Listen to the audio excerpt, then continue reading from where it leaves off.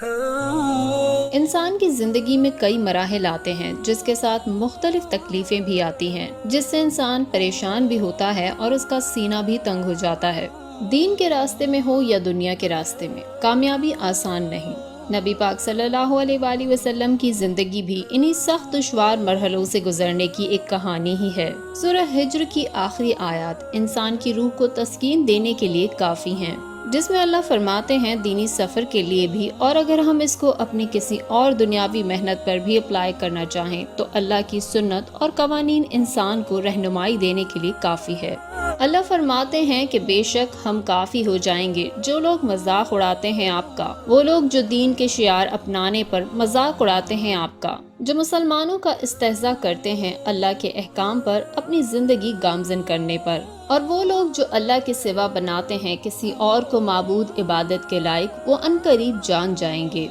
حوصلہ دیتے ہوئے اللہ فرماتے ہیں اور ہم تحقیقاً جانتے ہیں کہ بے شک تمہارا سینہ تنگ ہوتا ہے ان کی باتوں سے، ان کی کڑوی، زہر آلود، شکست یافتہ، حوصلہ پست کرنے والی اور دھتکارنے والی اور تحقیر اور ذلیل کرنے والی باتوں سے تمہارا سینہ تنگ ہوتا ہے، ہم جانتے ہیں۔ مسلمانوں کو یہ پیغام دیا گیا ہے، بلکہ حکم دیا گیا ہے، اللہ کی تسبیح بیان کرو، اللہ کے بندے حمد کرو اپنے رب کی اور سجدے میں پڑے رہو۔ اللہ جانتے ہیں تمہارے سینوں میں کیا تکلیف ہو رہی ہے، اللہ جانتے ہیں تمہیں اللہ کے راستے میں کیا تکلیف ہو رہی ہے۔ عبادت کے سلسلے میں استقلال رکھو، عبادت کے راستے میں کنسسٹنسی رکھو، عبادت کے راستے پہ چلتے رہو، عبادت کرتے رہو اس حد تک کہ تمہیں موت آ جائے، جسے یقین سے تشبیہ دی گئی۔ تو یہاں پر زندگی کے ہر اسٹرگل سے ریلیٹڈ اللہ تعالیٰ نے ایک بہت زبردست قانون بتایا ہے کہ اللہ کافی ہو جائے گا ان لوگوں کے لیے جو انگلیاں اٹھاتے ہیں۔